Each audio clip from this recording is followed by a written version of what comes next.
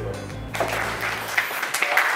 So Vanessa asked me to speak at Creative Mornings. She's a yoga student of mine, and she asked me a few weeks ago if I would speak. And I immediately said yes. I got the topic beyond, and I decided, had a think about what I wanted to talk about. Vanessa initially asked me to speak because of my travels. She'd heard me speak to other students about how I've traveled around the world, how I've done all these interesting things. So I tried to apply the topic of beyond to my travels. And I guess a common theme came up, which was fear. Every travel I've taken, everywhere I've been, every job I've taken abroad, there's been an element of fear that... Yeah, that's kind of exactly how I feel this morning. Like, okay, I know intuitively I want to do this, I'm going to get some enrichment from it, I'm going to meet some people, I'm going to get to share some stories, I'm going to learn new skills, but my fear is kind of irrational. So, yes. I think, as freelancers, just the fear of striking out on your own. I know, I used to work for an ad agency and corporate marketing, and everything was nice and safe and secure, and I got my bi-weekly paycheck. And then I started, doing commercial photography, and it's really, really scary, especially, in an industry that's really facing a hell of a lot of, competitive influencers, that are really, causing demand to kind of drop in some areas, and, there's a ton of supply with cameras everywhere. Like these. Yes, and that's exactly true. I know everyone's a photographer now that they have a smartphone. But just like picking up the phone every day and prospecting for new business, it's like and just getting over this fear of, well, do people feel like they really need this service, or and you just plow ahead. It's the only way. That's true. Just those fears that you face every day, picking up the phone. Spending money, those kind of things, just everyday things that you're just going into the unknown. One more? Yeah. Just coming here today was kind of scary for me. Me too. I have a background in theater, so I'm not afraid of public speaking at all, but I get more intimidated if I have to, I'm not really good at just going up to somebody and saying, "Hi, how are you? My name is XYZ." That kind of intimidates me. Yeah. And I've been suffering a lot from impostor syndrome lately. Because I'm barely 25, and anytime I go to anything even like this, or I meet other people who kind of do what I do, I'm usually the youngest person in the room, and people give me this look of oh, this cute little girl thinks that she can be, whatever. So it's this kind of weird thing of I want to go out there and do it, but I'm afraid of people not taking me seriously, or not doing the right thing or saying the right thing or whatever it might be. But I just kind of was if I don't go, that's much worse than going and being embarrassed, because I don't get the experience at all. And what you just said, your irrational fears are basically in your head about what you're perceiving people think of you is actually not what they're thinking of you. That's all what you think of you.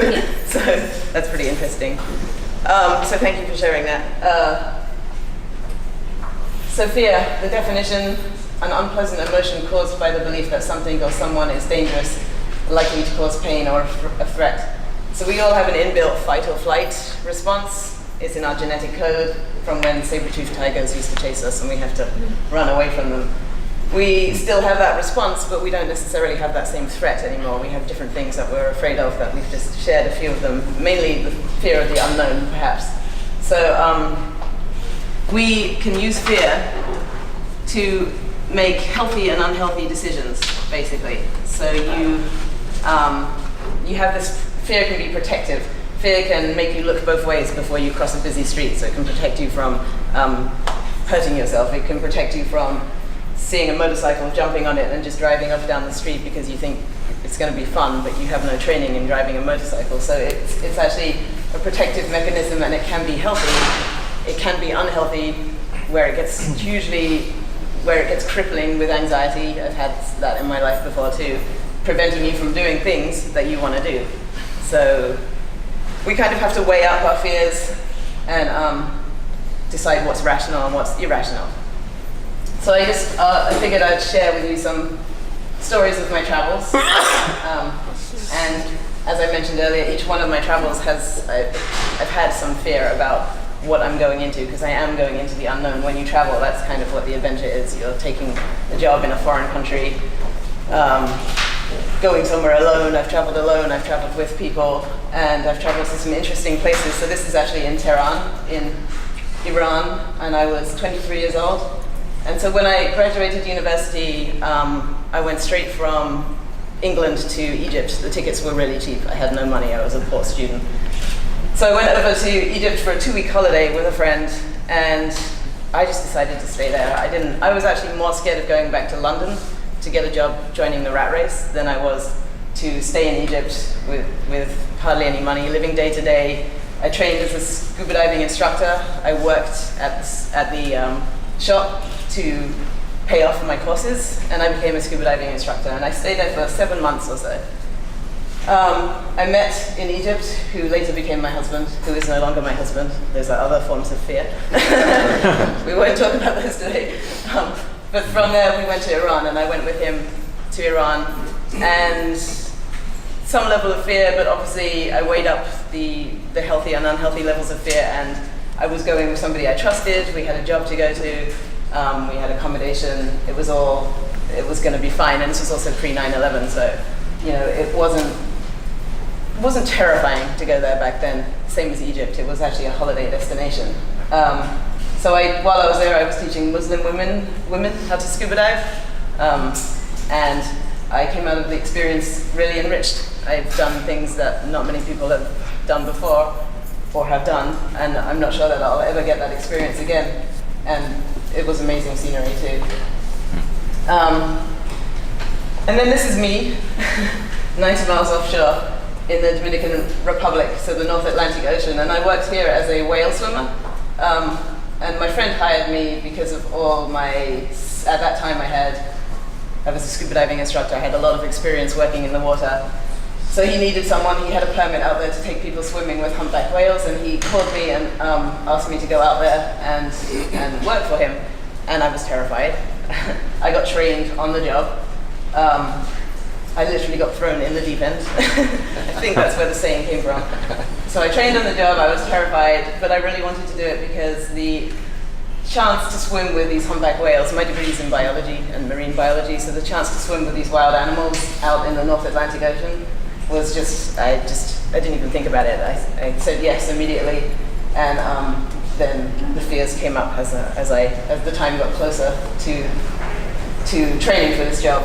So I did it for 3 years, 3 different seasons. Basically, what happens is the entire population of the North Atlantic humpback whales, they come down to this area off of the Dominican Republic, which is a marine sanctuary, a marine mammal sanctuary, and they all get together and they breed, or they raise their young. So I think they quote about 15,000 whales. And they're not eating, they're lazy, they're saving energy, they're fasting, and they're just literally there to raise their young. So it's easy to swim with the whales because they're slow moving. The calves are really boisterous and fun to play with. So my job was, as the swimmer, they dumped me in the water. We were on a big boat, and then we had 2 small tenders that we would take out and find the whales on a day-to-day basis. So my job was to find the mom whale, to mark her, and then bring the tourists in, and then have them safely lined up behind me. And when the baby or the mom comes up for a drink some air, then we get a nice interaction with them. They would cruise past us, and they actually have an interest in human beings. They're gentle giants, and the babies especially are incredibly boisterous. They come really close. They do passes, and then they'll go back down and hide under their mom's pectoral fin, and then they'll come up again. And every 20 minutes, the mom will come up, and she'll rise slowly from the bottom. This is a 50-ton whale. Come up, and she'll turn, because they have to face you to see you with both eyes, and she'll turn and look at this whole line. She'll scan down the line. It's amazing. So this is one of probably the coolest job I've ever done, the most enjoyable job.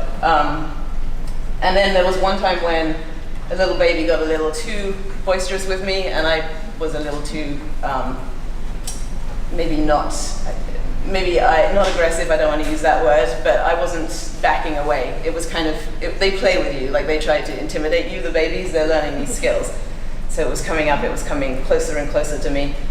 And I had my camera, I was like, nope, this was maybe my third season out there. I'm like, nope, I'm getting this shot, and I'm not scared of you. And it came up to me, and it gave me this cheeky look. And then it turned, and it's fluke, and it smacked me in the side, it sent me flying backwards. All of the guests I was with swam back to the boat, and I was in this white water, foamy white water, my mask came off, I was all disorientated. It wasn't trying to hurt me, it was playing with me. It was literally like, you're too close, get away. And that was my experience with humpback whales. My life was enriched. I got hit by a baby humpback whale in the wild. I don't know how many people have done that.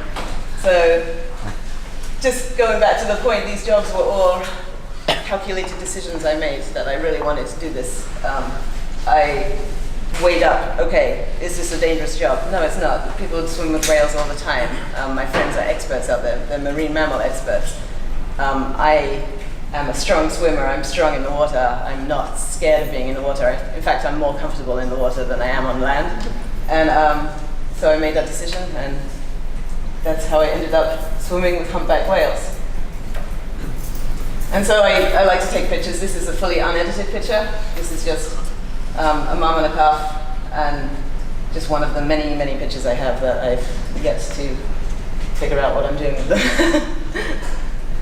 And then there's freediving. So I teach freediving and I teach yoga here in Fort Lauderdale. And like I said, freediving and being in the water is something that's never scared me. I'm totally relaxed in the water. And that actually is part of our genetic code too, freediving. We have a mammalian dive reflex, all of us, that once we're in the water, it triggers us to be calm. It triggers our heart rate to lower. It triggers our blood pressure to lower. And that stems back from when we used to live in the water. It's in our genetic code. So the enjoyment I get from teaching freediving is basically teaching people who are scared to overcome their fear and be comfortable in the water. Similarly with yoga, on a different scale, but definitely with freediving, I teach people to hold their breath for up to 3 minutes and to dive to up to 66 feet. I just teach level 1. And most people will say, I can only hold my breath for 30 seconds. And when they finish my level 1 course, which is only 1.5 days, they hold their breath for 3 minutes. And it's great to see them overcome that fear of the water and what they're capable of doing too, as a human being. This is me swimming with a 15-foot tiger shark. A little bit of fear there. The first time I did that, that's in the Bahamas. There's a place called Tiger Beach. And it's a tourist spot. So again, when I went on these trips or when I do these trips, I go with professionals. I know they know what they're doing, and I have done my research too. So I've scuba dived with these creatures, but I've also freediving is actually a way more peaceful interaction with all underwater creatures because there's no bubbles. They tend to get skittish around bubbles. But yeah, the shark, they just treat you as one of their own. They come up, check you out, hang out with you. So it's pretty amazing. Very, very, very cool creatures. This is me in Canada, swimming with sea lions, Steller sea lions. And there's a big population out there, and I go there with a group of friends every January, and we jump in the water, 50-degree water, and play with what we call the underwater puppy dogs. So sometimes you get up to 50 of them, or they want to play with you. They're basically like large underwater puppies trying to have a brawl with you. So you get them, they're biting at you, they're pulling at your equipment, they're bumping into you, they're slapping you with their fins, and they're just having a great time.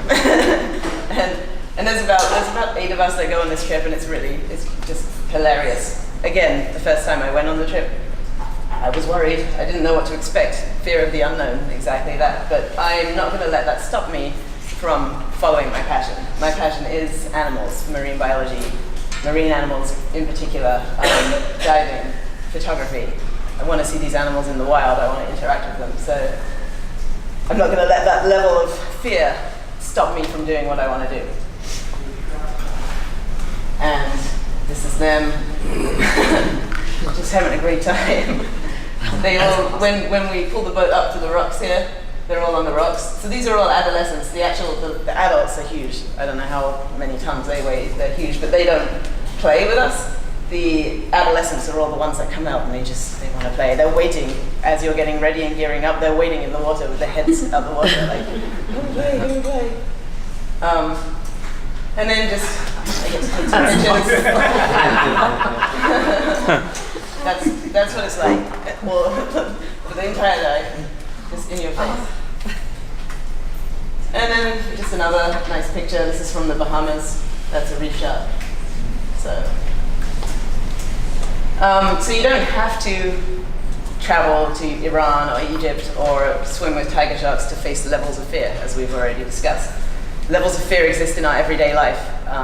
Jobs, relationships, money. Those are like some of the big ones that people face. So you just have to make the decision of what is healthy and what is unhealthy, and how you're going to direct your life based on which fears you're going to address and face, which ones you're going to let stop you from doing things. So you can ask yourself, should I be scared of this? Is there a saber-toothed tiger chasing me? Okay, no. Okay, why am I afraid of this? And then by facing your fears, I think then you get to just live a more enriched life. You get to do things you really want to do. I think a lot of people do let fears really stop them. Fear of public speaking, fear of what other people think of them, all those types of things. And they can be crippling, and I say this because I know I've been there. I really have. Not so much with the doing stuff that I want to do, but with worrying about what people think of me, not having faith in myself, not giving myself credit for decisions I make, or not believing in myself. So, and what I've learned is everything you've ever wanted is on the other side of fear. There's a demon guarding the gates of fear. There's a big, powerful demon, a bully, who's trying to stop you from doing the things you want through fear. And so you're going to meet a lot of resistance when you're facing a lot of fear about something you really want to do, that you want to break through.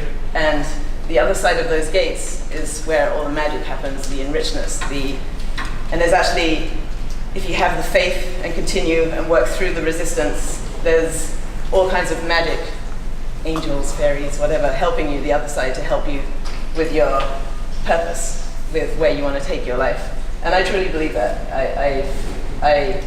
Again, I was talking with Wale, and he had a quote the other day that you meet the most resistance when you're about to break through. Is that right?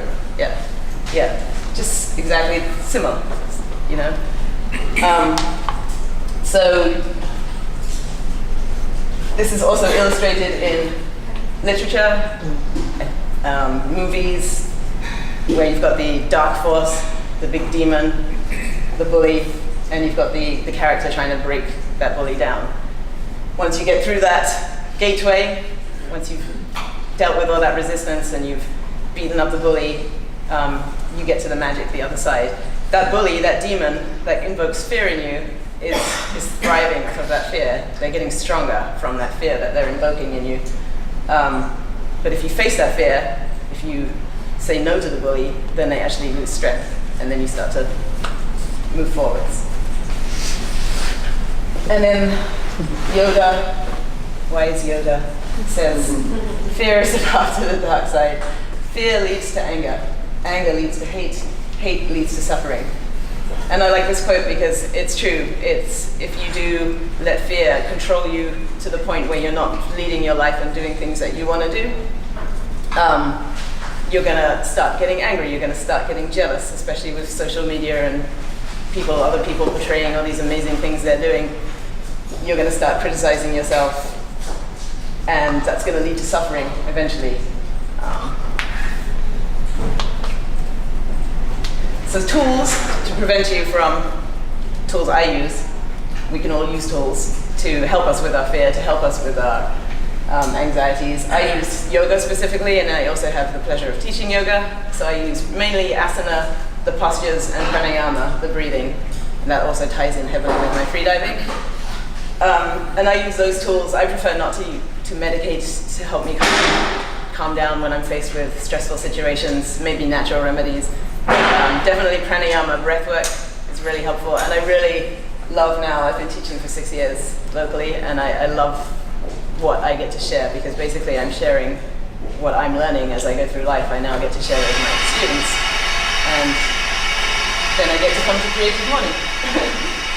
And then finally, this is superhero me. So my friend designed, he's a geek in LA, and he made me a computer character in one of his games. So this is me saving the world. But basically, I faced probably my biggest fear last year. I had the biggest fear that I've ever had to face when I had a health issue that was with my central nervous system that was causing my face to spasm constantly, and it was ongoing for 4 years or so. And it's a rare condition that the doctors couldn't diagnose. It was called hemifacial spasms, and what was happening was a nerve in my face was actually being compressed by a blood vessel. So it starts as a twitch. It started from a very stressful situation, but it actually then progresses down your face as that nerve gets traumatized, and I started to lose control of my face. I started to lose control of my speech patterns, and I withdrew. I became very depressed. I went into a deep, dark depression, and this hemifacial spasms is not curable. It's chronic and it's progressive. And how they like to fix it is with Botox. They like to paralyze the muscle, which I tried, and all that happened was my face, like, I don't know, it was terrible. They also tried to give you anti-seizure medications, but I didn't want to take those. The only known cure is brain surgery. So I decided after 4 years I'd had enough. I was literally on my knees. I was so depressed. I wasn't working anymore because I couldn't face people anymore. I decided that I was prepared to go through brain surgery. So I found a surgeon who just happened to be covered by my insurance and happened to be the top surgeon for this type of surgery up in Pittsburgh. So I flew up to Pittsburgh, and within 6 days, I didn't give myself any time. I didn't tell anyone. I booked the appointment within a 6-day time frame.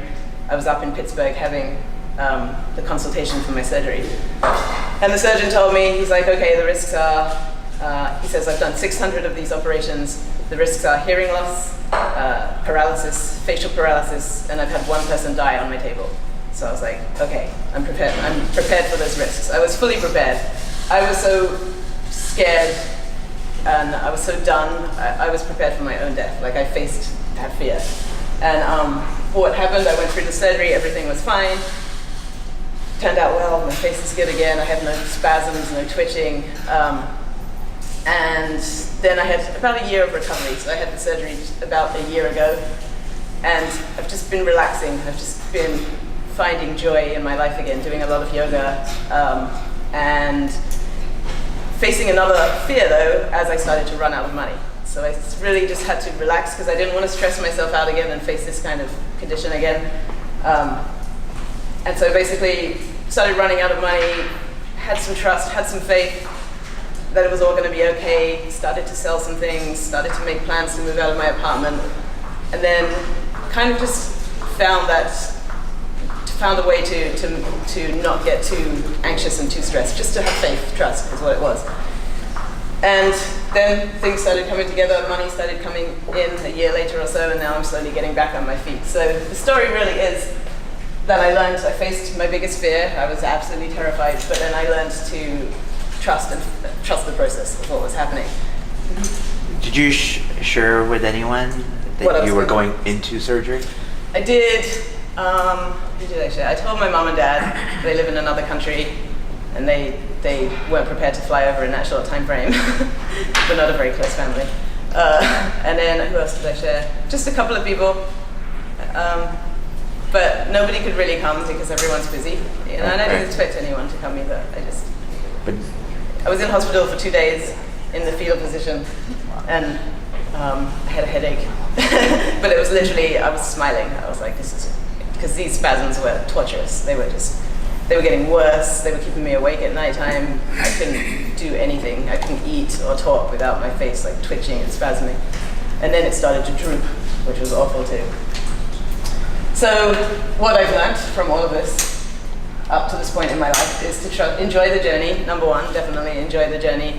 I've really got a new grasp of that now, that every time I feel like got the best job, or things are going great, so this is it. It's not true. Like, the journey is what is happening. You've got enjoying each moment of the journey, the resistance you get on the journey, the great moments you get on the journey, and to have faith.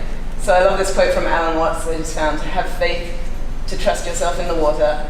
When you swim, you don't grab hold of the water, because if you do, you will sink and drown. Instead, you relax and float. And that's kind of how I think I was living my life. I was trying to control too much. I was very stressed out all the time.